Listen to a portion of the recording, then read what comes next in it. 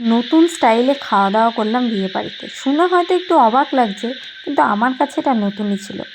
ছিল আমাদের লক্ষণ ভবনে বিয়েবাড়ির নিমন্ত্রণ। গিয়ে দেখলাম কনে তো রেডি সাজনাতলা যাওয়ার জন্য। তাই তারপরে আমি চলে গেছিলাম খেতে। ফুচকা খেলাম, তারপরে চিকেন পকোড়া খেলাম। অবশ্য ভেজ পকোড়া আর কোল্ড ড্রিঙ্কস ছিল, সেটা আমি খাইনি। তারপর দেখলাম কনে এখানে বসে আছে, মানে কনে এবং কনের বর। তো সাজনাতলায় এরা বিয়ে চলছে, তো ভাবলাম গিয়ে একটু ছবি তুলে নিই।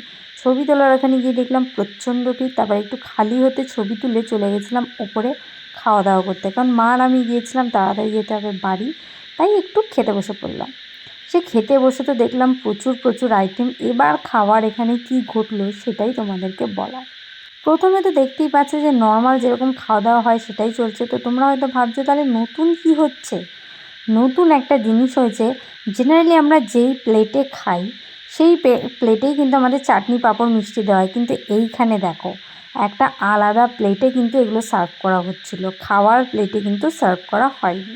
তো এটা আমার কাছে বেশ অন্যরকম ছিল, যেটা আমি অন্য কোনো বিয়েবাড়িতে দেখিনি। মানে আমি এরকম চাইনি। তোমরা কারা কারা গেছো অবশ্যই কমেন্টে জানিও। আজকের মতো টাটা।